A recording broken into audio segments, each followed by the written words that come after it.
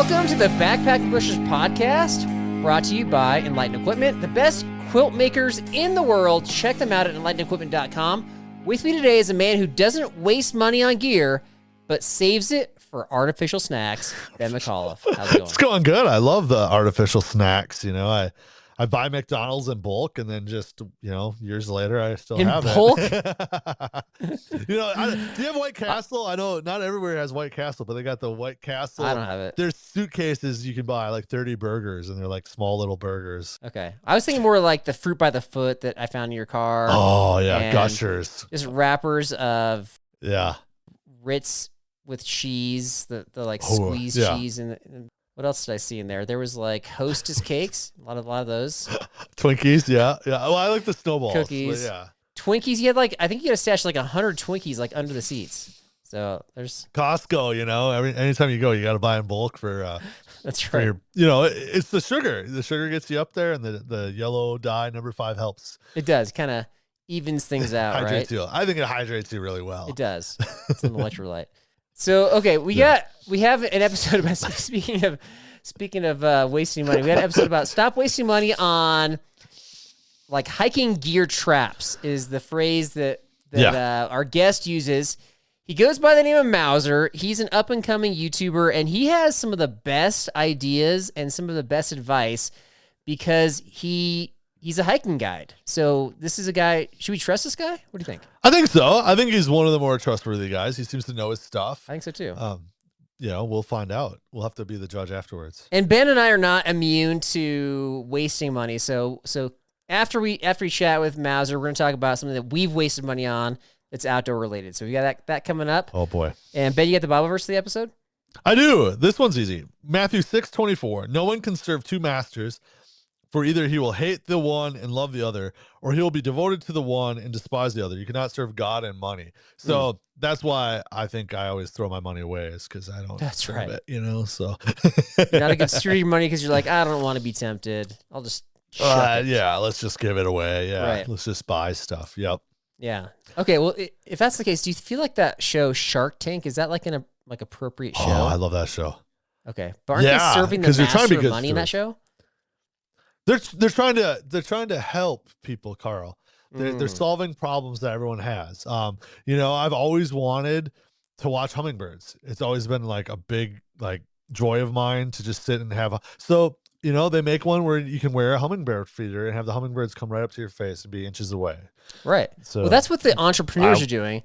But the investors are all about just like, how can you make me money? Give me money. Right? Yeah, it is. They're being good stewards though, because they turn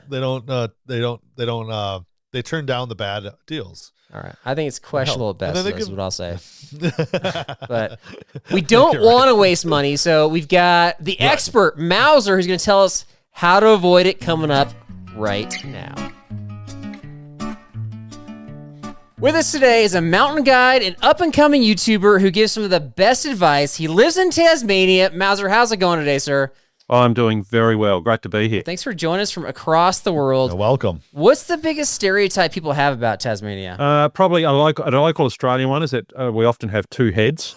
A lot of people used to tease us a lot that Tasmanians are different, and they'd have a few jokes about us having two heads. That's two-headed Tasmanians. When I was growing up, was the little jibe. Why? People would have. Just because you're off the continent? Maybe they thought we were, sort of off the continent and, bred amongst ourselves. I don't know.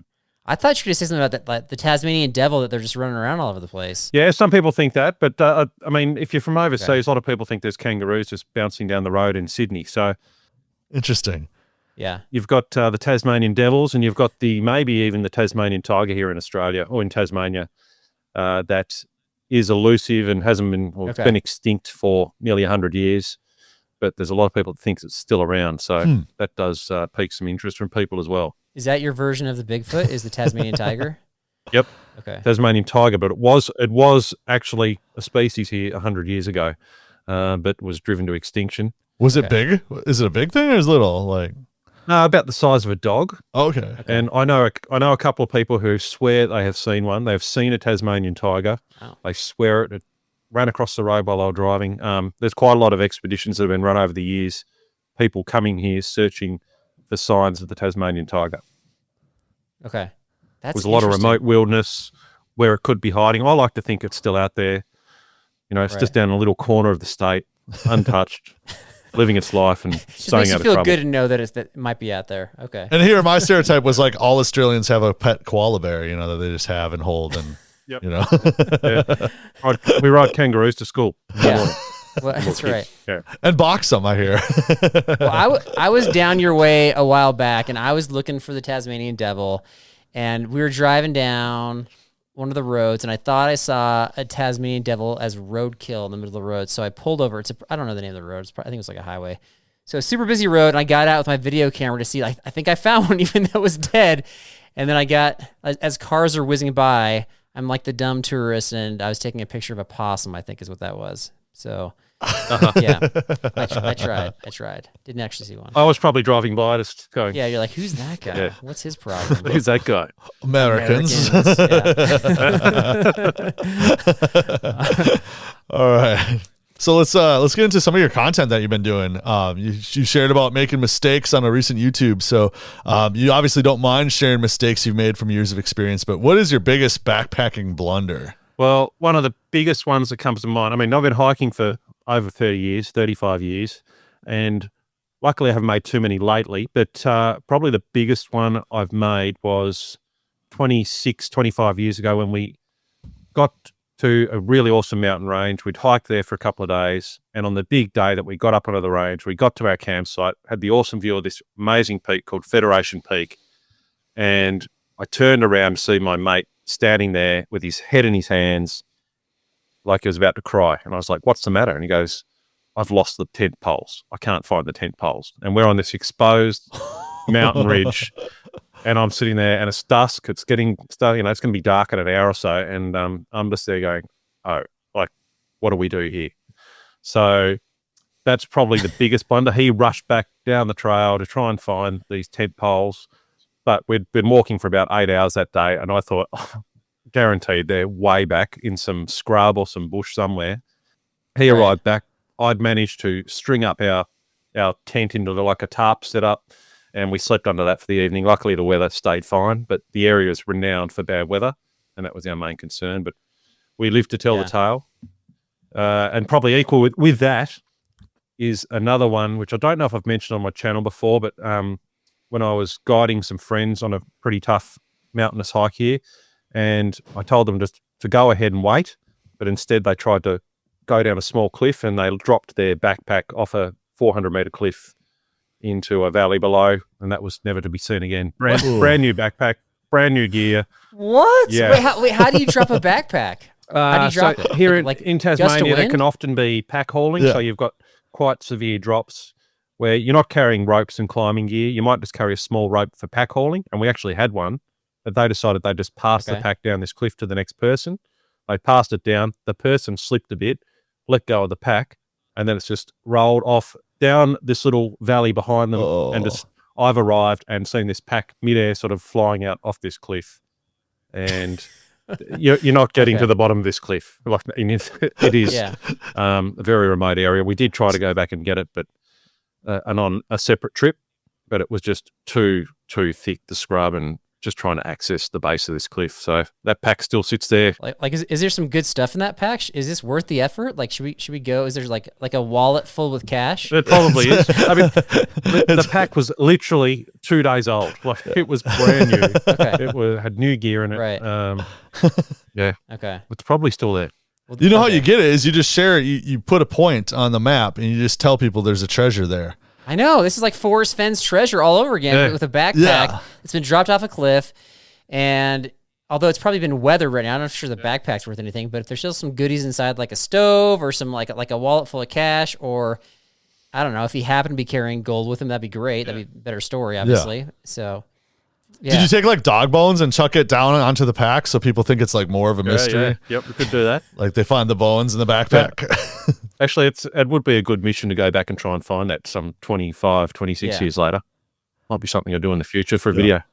We were doing like a GoPro shot on this like waterfall stream. Somebody's jumping in behind them, and the camera came off and went to the bottom of the stream, but there's all this white water there.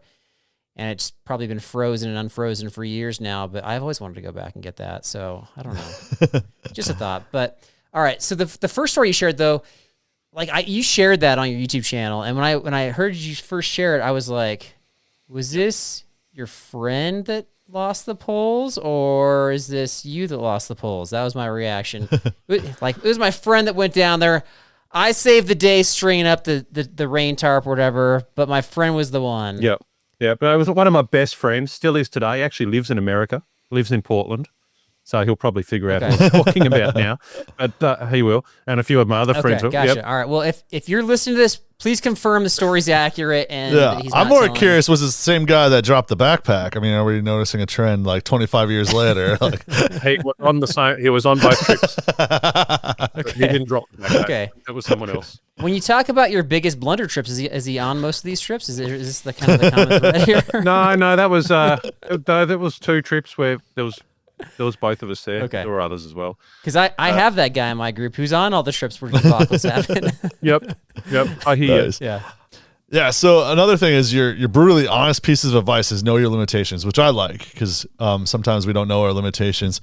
As a trip planner and leader, how do you get people to come to grips with their actual ability? Well, when I'm planning a hike, I sort of try to plan it by normally if it's with people I know, I will plan it so it's not too hard based on the people I'm going with's ability. And I've had a lot of experience taking new hikers over the years hiking. So I can often sort of pick a walk that will I'll gauge their experience and their level of fitness, all that sort of thing. And we'll do a walk that might test them a bit, but won't be too much. And I know we've got options if things did become too much. We've got exit options. We've got options as to chill out and camp and that sort of thing. But as a guide, when I'm taking paid clients, we've got a bit of a screening process, and hopefully everyone's honest in that process. But if they're not, then it can be something you've got to deal with out on the trail. But again, when I've done these paid trips as a guide, I'm on a well-known trail that I'm really quite familiar with, and I know sort of all my options, that sort of thing as well. Sure. And how I can handle any situation. Is part of the screening process is like if they pay you more, you're more willing to like put up with their inabilities? I mean, that's probably the idea. For the company I used to work for, maybe. I mean, it could be challenging at times. Yeah. And you would find things out sometimes, that weren't disclosed. There's plenty of stories there where you'd get, halfway through day one and you're turning around, taking them back out because, they've got an issue they didn't tell you about. But that's something, as a guide, you'd have to deal with. And all guides have to deal with. Okay, so you walk them back out. You're like, you're going to have to turn around. There's lots of options. Yeah, sometimes that would be an option. Sometimes another guide would come in and take them out. Okay. Interesting. There's been all sorts of crazy stories from all the guides I know who've had to deal with sorts of situations along the way. Sounds like, Ben, it is socially appropriate to walk somebody out if they can't handle the trip. So Ben, if you get walked out on a trip, I don't think you can be offended by that. I think that as long as you hold my hand, Carl, as you walk me out, And it's always voluntary. I've never had to tell someone you're walking out. That's always been. They've always brought it up. Oh, first. Is that right? Okay. And that hasn't occurred for a long time. But when you're taking, especially now, I mainly take friends who haven't hiked a lot these days. And for example, I'm taking a bunch of friends this weekend on our annual adventure weekend, and I've planned the hike around that. It'll be something pretty straightforward that we can all sort of handle and still have a good time as well.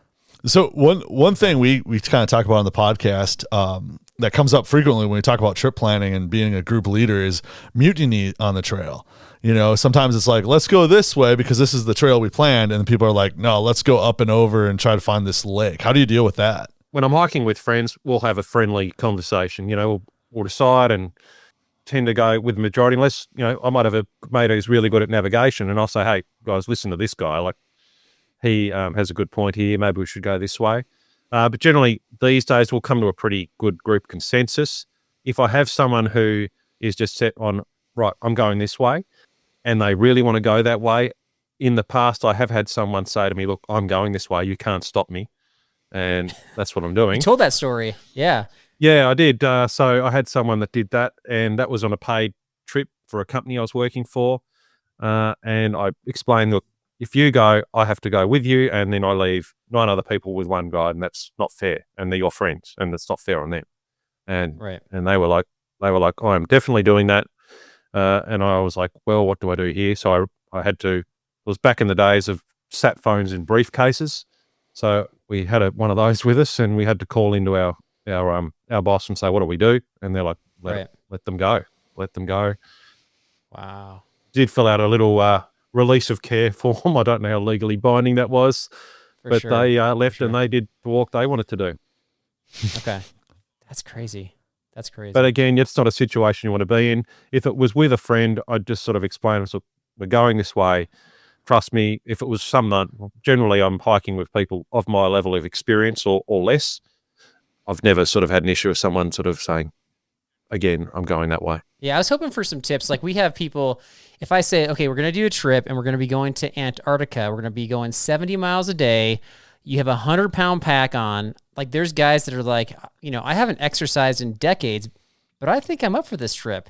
Yep. So when I heard you say that, I was like, you make it sound so easy. Just like know your limitations. But I was like, people that clearly should know their limitations still they just saying that. I don't know. Doesn't seem to solve the problem, I guess. No, and also I do hiking consulting for people as well, and I do get the occasional person that will say, right, I'm coming to Tasmania. I want to do this epic walk that I've read about. I'm doing that, and I'll say, well, what have you done lately?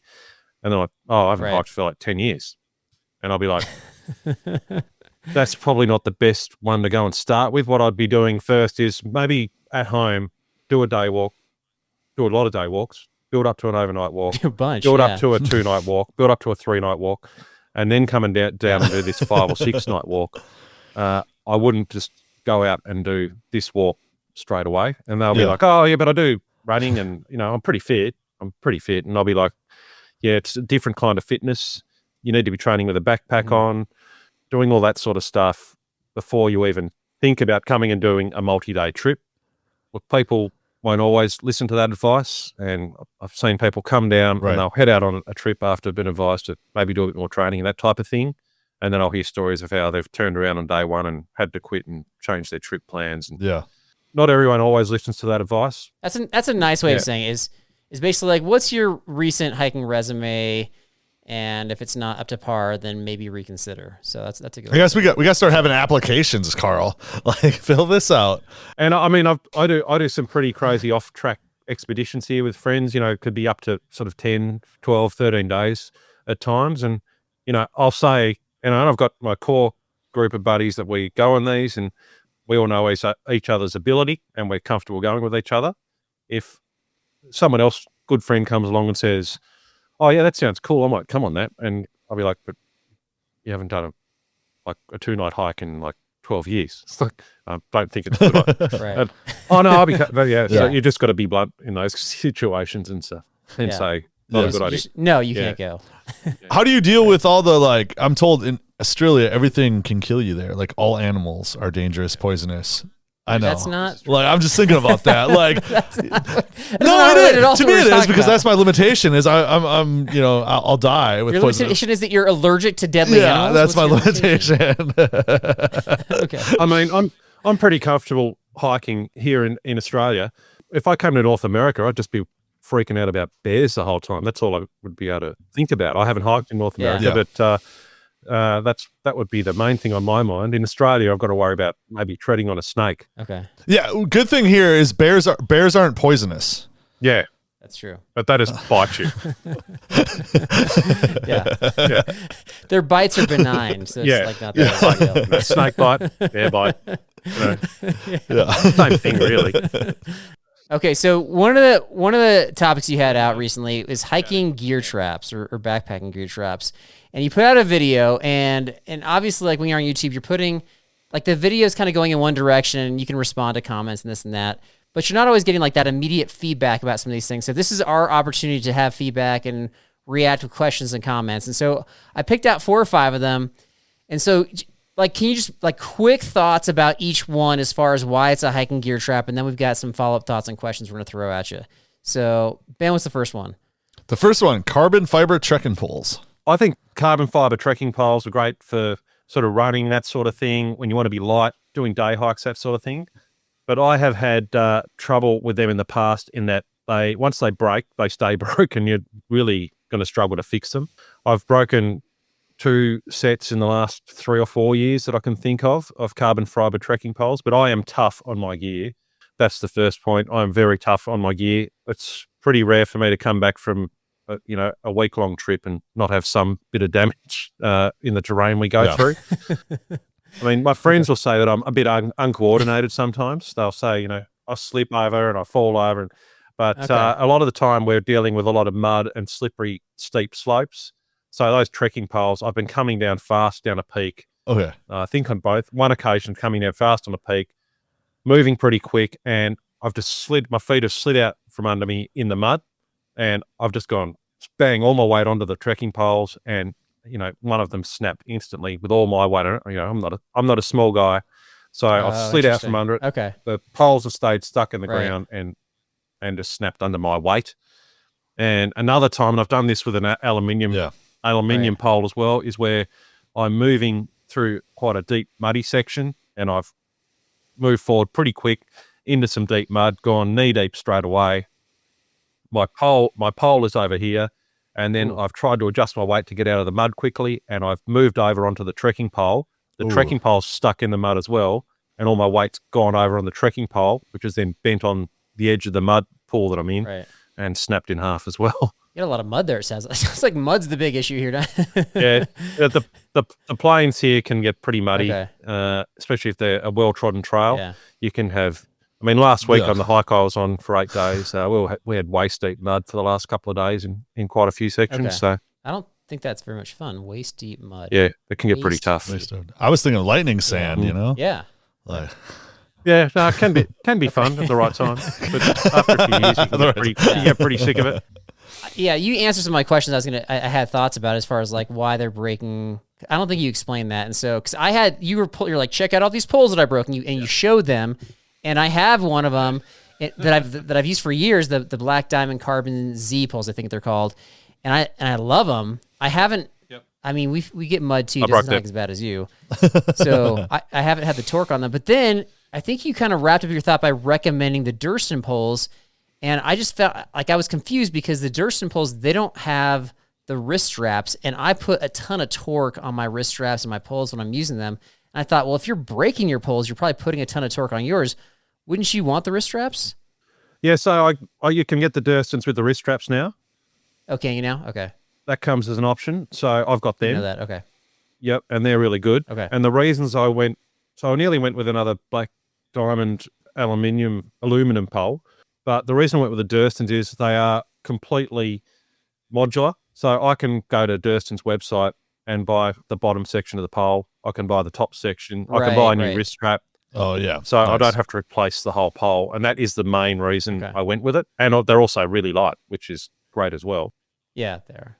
But I just had them on an 8-day trip. This is the first real test they've had in all the mud and on beaches and rocky terrain. And they were fantastic. Loved them. Didn't break them. It did one of those muddy situations. I did put a bit of pressure on. I thought, ooh, could be in trouble again, but I didn't break them. Right. The only thing I didn't like when I bought them was that they don't come with a basket on the bottom. So there's no basket. Oh, right. Oh, I'd like a mud basket.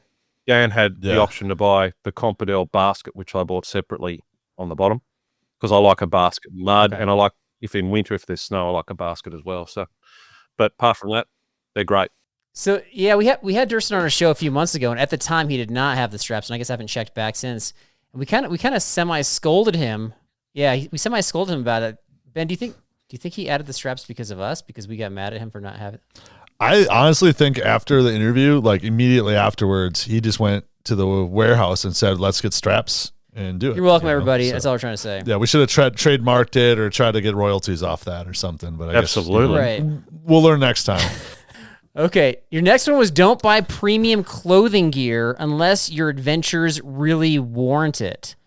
So what does that mean, and when do you know if your adventures warrant buying the good stuff?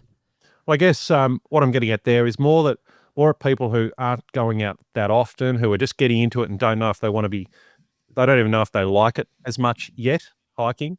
I'm I know my wife, she likes to go for a hike, and she will, come out with me on a day walk, but she doesn't want to come out on a week-long trip where there's no shower and, we're going to smell. So she doesn't need high-level Gore-Tex Pro raincoat.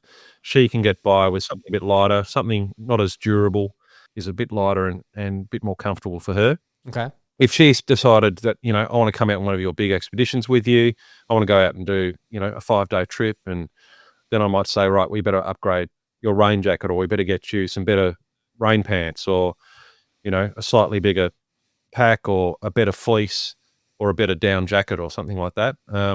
So it just sort of depends on, if you're getting into that vibe where you just want to go hiking at every opportunity, then you should, maybe look at upgrading your gear, getting some better quality stuff that's going to last longer. You're just not that into it, then I'd be just sort of getting by with what you can for the time being until you're really sure it's something you want to pursue and do regularly. Yeah, this is not unique to backpacking. There's people like all over for any hobby that are like, I'm new, I'm just going to try it out, but I'm going to buy the best stuff out the gate.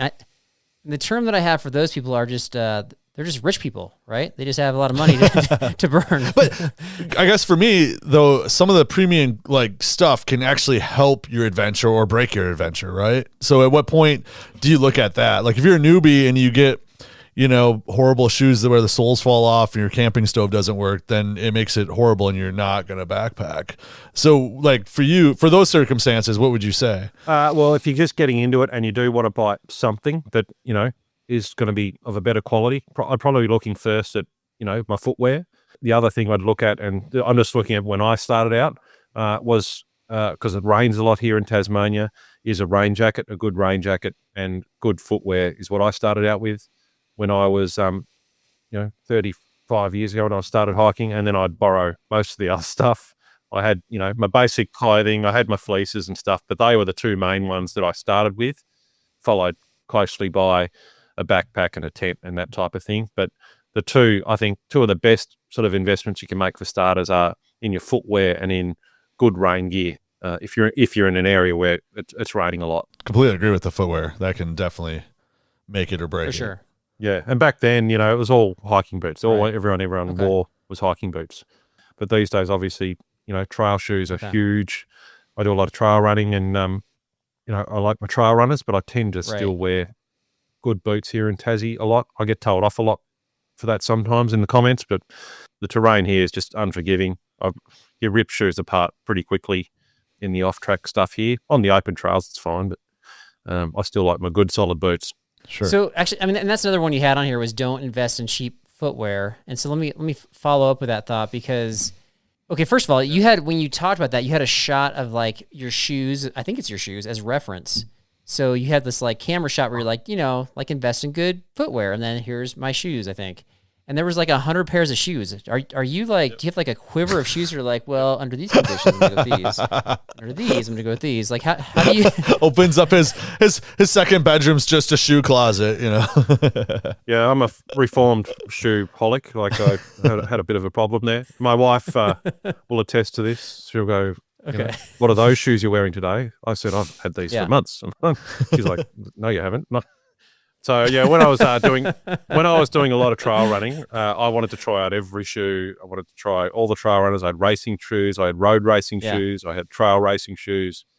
That sort of became a bit of a problem. But I'm off the shoes. I haven't bought any for a while. One pair a year. I was just a little jealous. I'll be honest. So okay. So what's your top shoe then? I mean, since you've tried so many. Lately, I've been liking my Nike Zagamas. I really enjoy them. As well as I would like La Sportivas a bit more, the Raptors, and I've got Raptor and the Akashas as well. The soles on them, they're too soft, they wear too quick. I really want a Vibram sole on my trail shoes. That's what I'm really after. But I am actually, talking about shoes, I was looking online this morning at some Hoka Speed Goats as well. I got the La Sportivas and I stepped in dog poop and I haven't cleaned them off, so I haven't worn them for a month. just letting you know. I tried, and they're still sitting there a month later. Leave them outside. That was Ben's best story he's ever shared on the podcast. Right Let someone do it. That's hilarious. I have these really expensive brand new pair of shoes, but I stepped in dog poo, so I just like let them sit there and crust over. The next one you have on your list. This is probably my favorite one because I'm totally in agreement with you on this one. Ben, what you got on that one? The next one is a truck and pull tent. Why is this a trap? A money trap? What's going on with this? Because if you lose your tent pole, so you're out. I'm not asking you, Ben. This is not for you. You're not getting interviewed. Sorry. I guess it's under the guise that a lot of the trekking pole tents are, they're made from more expensive fabrics and materials, like the Dyneema and that type of thing. It doesn't make a whole lot of sense. But then also when you look at premium tents these days, a lot of them are getting pretty expensive too. So, for example, like Durston only today released the new X-Dome 2. That's a pretty expensive tent. And that's not a trekking pole tent. That, comes with poles. I'm pretty keen on it though, but it isn't expensive. But yeah, in general, trekking pole tents, why are they expensive? Well, I would say fabric. But having said that, I've got a friend who's got, a Lanshan trekking pole tent, and it was like $120 here in Australia. So yeah, see, that's okay. And so here's where that question comes from, is because we've had different gear companies come on, we've had different tent makers come on, and we hear that the majority of the cost for tents, one company even said 80% of the cost of the tent is in the poles. And so if you're taking the poles out of it, shouldn't it be a $120 tent or a $200 tent? I get that there's like, R&D costs and that kind of thing, but I feel like every time we ask that question directly, they're always like, well, and then they just say like complicated things that don't really make sense. We're going to ask you, the mountain guide who's had a lot of tent experience. Do you have any thoughts on why is it just a simple markup, or what's the reason you think? I can't think of any real good reason why they should cost more, a trekking pole tent. I get it, the poles would have some cost, but I mean, my trekking poles, the Durston trekking poles aren't that expensive, I would say. Like for a trekking pole, you can go crazy with trekking poles. There's more expensive ones out there, and they're one of the lightest ones in the world. Right. I mean, I've got a tarp tent, Stratospire Li. That's about 450 Australian dollars, I think, which I thought, that's pretty reasonable for a two-person tent, although I don't know if I'd use it for two people. It's pretty small.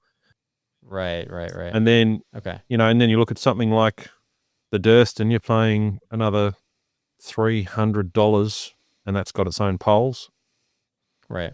I guess there's a bit of an answer there, I suppose, with the poles, but I feel like in the next few years there's going to be some pretty exciting advancements in tent technology. Really? It's hard to see. I don't know. That's what I feel, Okay. I don't know. I just think gear's going to they'll come up with some crazy new alternative, or they're already coming up with alternatives to Dyneema, but, more lightweight materials, tents now, like the new... What? Give us an example. The new Stratospire's maybe 700 grams, I think. Not even that. I don't know what that is in ounces off the top of my head. I just think you just look at the way it's come in the last 10 years, and I think just in the next 10 years, it's going to be, we'll see some interesting developments. That's my thoughts anyway. I have no insider knowledge. I was expecting more like Back to the Future type stuff. Like I thought there'd be floating tents or something, or, trekking poles that do something cool, I don't know. Or using alien technology for the sake of backpacking. So just, we'll stay tuned.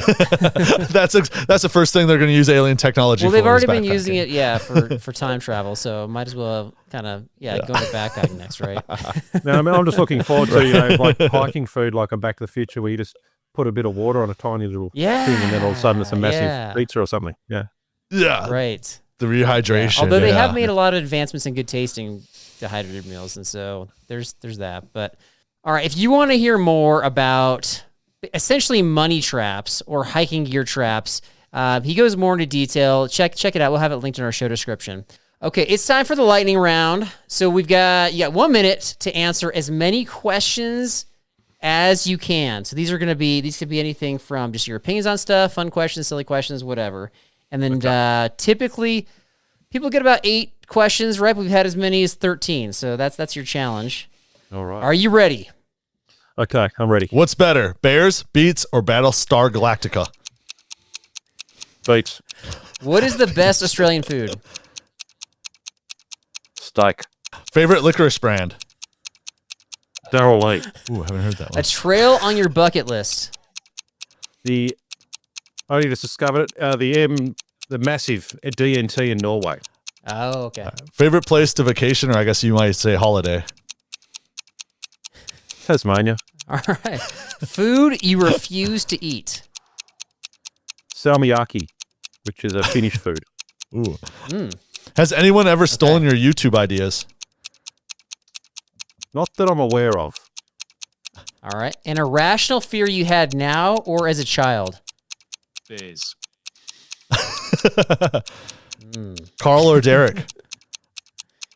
Derek. Oh! All right. In time. All right. That's a little zinger right there at the end. Yeah. You're like name dropping all these like foreign foods. You go to Norway, you're all over the place, but your favorite place to go vacationing is Tasmania, huh? So that's my home. I'll always live here. I love it. I love to travel, but gee, it's good. That's where you want to be then. You want to live in a place that's your favorite place. That's awesome. That makes sense. Yeah. That makes sense. Hey, Carl, have you ever stolen anyone's YouTube ideas? I was inspired by a YouTube idea that I saw on this Tasmanian's channel, and I told him about it ahead of time. Yeah. So did you see the episode that I put out about that, or that was inspired by yours? Was I listening to this morning? I like how you changed it to inspired. Inspired. Inspired's keyword. Not stolen. It was at the one I asked 100,000 hikers. Yeah. Yeah, it was that was one. That one. You asked. Yeah. Yep. I saw it. I started listening to it. You asked a bunch of you basically asked your audience for feedback, and I was like, that's a good idea. It's just to kind of generate that. But you actually just shared like legitimate answers, whereas Derek and I just like made fun of all the responses that we got because there's a lot of nonsense on there. Yep. So not quite the same episode. I just did another one, a similar vibe. Oh yeah, I saw that one too, and I was it worked the first time, right? A bit of fun. Were you upset when you saw our episode about that? Not at all. I thought it was great. I just started listening to it when I was driving my kids to school this morning. My kids are like, who are these guys? And I was like, why are they stealing my dad's ideas? No, they don't listen. We already established they don't listen to his YouTube channel. So they're like, Dad, this is a great idea. You should do it. That's funny. I was telling him before we started hit record that he's got some of the best YouTube ideas out there. And so I just thought that one was super cool. And so that inspired one. But surely you've had people, maybe you haven't noticed yet, but with your ideas, I'm sure you have people like straight up ripping you off. Like, we're not even that big on YouTube. We've had people ripping us off with like thumbnail ideas and stuff, like, a week after the fact. And so anyway, it's just how it goes. But yeah, it is. And I take inspiration from other videos and stuff. I just try to differentiate them a bit and take a different sort of take on things or a different sort of idea on another theme. Right. Yeah. But, it's bound to happen at some stage. I got it. Yeah, makes sense. It's flattery, right?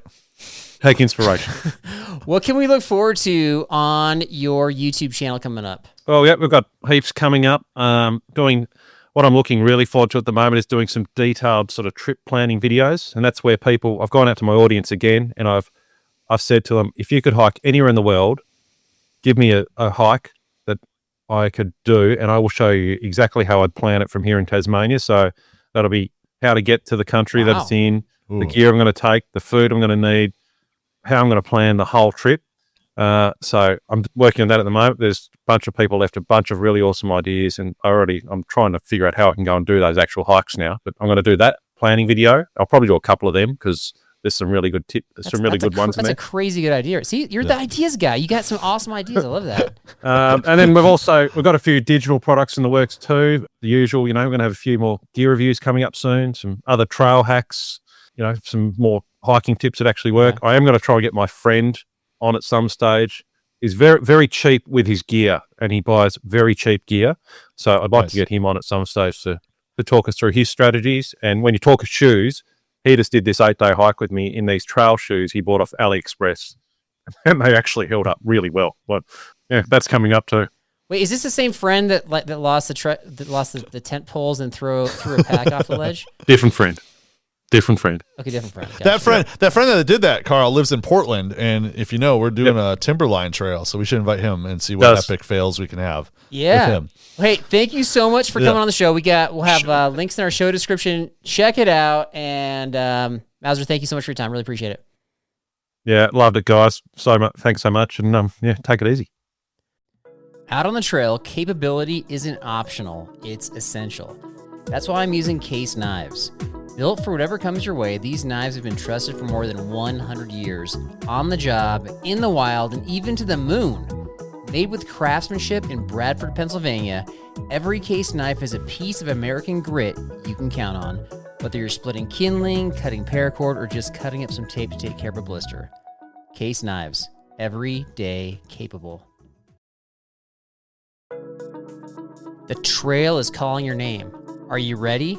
Are you really ready? Our good friend Rowan from Summit Strength can get you trail ready. Rowan uses rock-solid evidence to design a specialized training program just for you. There are plenty of cookie-cutter programs out there that will get you only halfway up the mountain. Make it to your adventure summit with Summit Strength. The link to your success is always in our episode description, but you can check out all the information you need at summitstrength.com.au/online. It's time to be strong and pain-free for your next adventure. All right, Ben, what'd you think about that? Any takeaways? I thought it was good. Yeah. So let's talk about the shoes, Okay. right? He had a lot of shoe advice. He got a lot of shoes, actually. I forget the number he said, but I like that. So his footwear was, I think, on point. Yeah, and he's more likely to wear kind of the hardier shoes, and that kind of goes with my big takeaway. Is what kept on coming up, like a recurring theme with our conversation, was he kept on talking about mud and how there's like rivers of mud in Tasmania. Right. And that's like why he's breaking trekking poles and why he's got to have good shoes and stuff. And I just thought, like, rivers of mud. Who wants to go back? Okay, who wants to go backpacking in that? So my first question is, Right. Is he overplaying that a little bit? Is he trying to convince people not to come to Tasmania because he doesn't want to get crowded there? Or is this really like what backpacking's like there? I think that's what it's like. I hope so. I mean, I kept thinking of Princess Bride with the quicksand, you know? Like, yeah. You go to Tasmania, it's the same as Princess Bride, going through the jungles and the forest there. So that's all I could think about. Okay. If I told you, hey, Ben, we're going to go on a backpacking trip, and there's a good chance that at some point you're going to be up to your waist in mud, are you excited, or are you like, I don't know if I want to go on that trip? I would be excited. I like the challenge. You know, we talk about, both me and you did adventure racing, and that's some of the fun stuff, was going through rivers and like trying to figure out how, you know, to get through those mud swamps Right. and all that. So I think it's more of a challenge. Okay. So you want to go to Tasmania then, is what you're saying. Yeah. Right. Yeah. And then he talked about footwear, raincoats as being like the top two items. Like he had, you know, a couple things where it's like footwear, raincoat. What would be your top two items that like you have to bring on each backpacking trip? Like besides a backpack? Yeah. Like, cause you know, that's obvious. You're going backpacking. You get your big 4 items. Yeah. But what would be your list? Like, what would you say? Cause he mentioned footwear and raincoats were his big items after the backpack. I'm probably the same as him, to be honest, because, okay, so footwear, like, yeah, if you can't walk comfortably, or if you're in poor shoes that are going to tear up your feet, you're just not going to go anywhere. So you could probably get by without rainwear if you're in a very weather stable environment.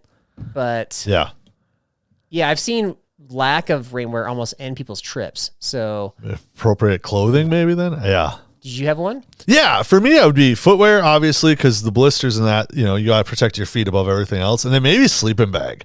Like if I'm not, or sleeping That's pad. part of the big 4. Those are the essential 4 things. You have to have those things. I know, but like I want to put emphasis, because like if you're cold at night or you're not sleeping well, like it's miserable. So let's add a pillow then. Like if you don't have a good pillow, how uncomfortable is it trying to get your arm up there, trying to stuff all your stuff into a makeshift pillow? Yeah. This is a different conversation. You're talking about luxury items. You can get by without a pillow, but if it's pouring rain and you're hiking still, you're not getting by without the rain jacket, right? Right. But I don't think that's a top one for me, at least. Like I wouldn't think, I mean, obviously if you'd rather have a good pillow and be drenched in a rainstorm, you're saying? So what I'm saying is, like, he kept bringing raincoat, because wherever he went, it seemed like it was always raining. So he's like, get the raincoat, you know? I'm not talking about like if I'm going and it's raining all the time. For me, I think I almost choose a pillow, even if you think it's luxury, because I want that good sleep. I feel better. I do too. I'm with you. I want the pillow too. I'm just saying, I don't know if I put that in the same category as raincoat, but yeah. don't know. I'm not sure if I'm interpreting your question right, but I think raincoat is up there. I haven't had anybody bail on a trip because of a lack of a pillow, but I have had the raincoat be an issue. That'll be the first. Forgot my pillow. Sorry, guys. I'm out. Our spoon. Spoon's another one that everybody says forget. Yeah. Thanks to Mowser for coming on the show. He was a pleasure and just super knowledgeable. It was fun to lean on him and hear his stories and his ideas. I don't know. Was there anything that he said that changed what you would buy? Like, would you buy something different? I think we've had a lot of guests on, and trekking poles seem to be like the number one item that they're all for all of a sudden. And so Right. I don't hike with trekking poles. As a wildland firefighter, we use hand tools, and I always have that, but I'm carrying it sideways, so I'm not even using it as a trekking pole. So I don't know. I just don't know if I'm there yet to use trekking poles. Like, I haven't fallen where I'm like, oh, if I had a trekking pole, this would be great. You know. What about you? Well, I think that if you were going in some pretty rough terrain, I think I'm with him on the, using like an aluminum type of trekking pole. But if it's a relatively well-groomed trail, I think I'm sticking with my carbon fiber poles until they break. And once they break, then I'll probably be on his same bandwagon. But yeah. Thank you, Mowser. Appreciate you. And yeah, check out his YouTube channel. We got a link to the show description if you want to see more of his awesome advice, for sure. Okay. We've got, let's see, I got a couple tidbits. I think I just got one tidbit. Something outdoor related, Ben, that you've wasted money on. What's one thing that comes to mind? I started thinking about that. Probably fishing stuff. Every year I get excited for fishing, especially when I grew up in Minnesota.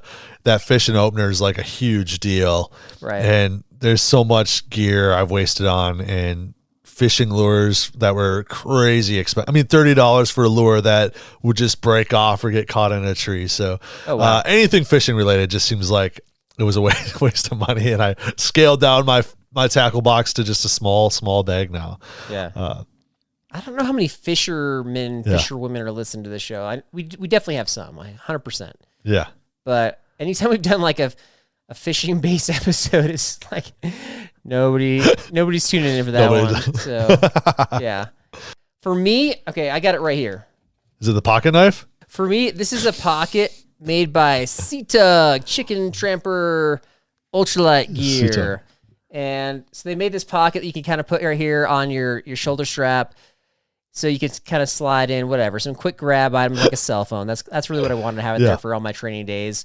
Okay. And so I did the measurements. I did fits my cell phone, but it fits it like perfectly. So it's super duper snug. So if I want to quickly grab it out, that is not happening. It's like you know how you have to like squeeze it out like like you're squeezing the last little bit of toothpaste out of a tube. And so they have different sizes, and it was unclear which size to get. Yeah. It's a small company, and so they don't have like this great return policy.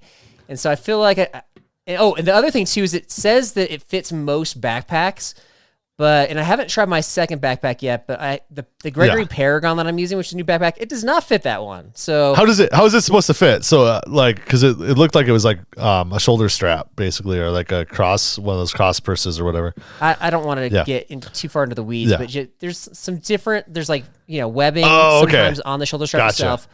I don't have that, and then there's like these little other. I don't know. There's these horizontal straps on the shoulder straps. It doesn't have that either. So anyway, all I have to say is I don't know if I did my research well enough or if I just got taken. I want to know how much you spent on a pocket, because that's what you bought. You bought a pocket. Yeah, so these go for, if you're talking like if you want to go to REI and get these, I want to say they're like $15 to $20, not this brand. Okay. But they've come on our show before, so I was trying to support them, and so I think I don't know, it's probably $30, like way too much, basically. $30 for a pocket. Okay. Yeah. It's embarrassing. Perfect. Thanks for embarrassing me. Yep. Yeah. Oh my gosh. You got me on that one. Yeah. You got me. Okay. You made fun of me once because I was like, hey, I bring my cell phone on backpacking trips. And you're like, oh, that's a waste of, everything.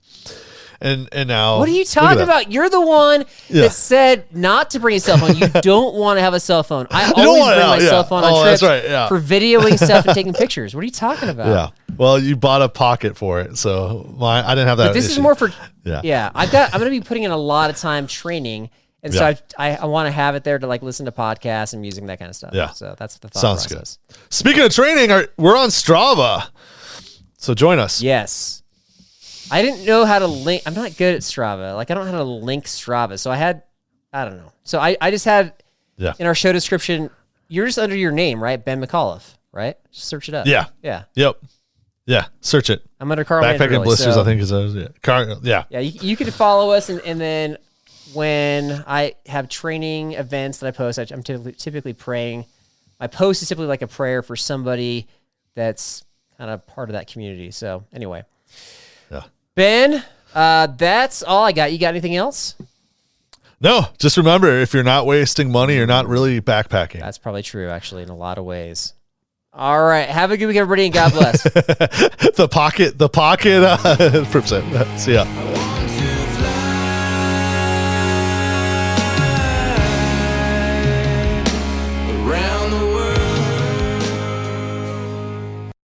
B&B, it's Rock, and I am here with my favorite person. Well, Jesus is my favorite, and my second favorite person, of course, is Jennifer. And she's been getting better. She's really improving. She's at a rehabilitation facility right now, and she has been working really hard on speech therapy, occupational therapy, and physical therapy. But she's had some extra time, too. So as a result of this extra time, she's been able to think about some of the deeper things in life. And one of the questions that she came up with while we were all eating lunch, meaning my sons and her sister, was, are Cheetos a chip? We couldn't figure this one out. We don't know, B&B. We need your help. Isn't that right, love? Yes. There we go. Hey, thank you all for all the prayers. But definitely keep praying. We're praying for as many of you as we can. And let us know, are Cheetos a chip?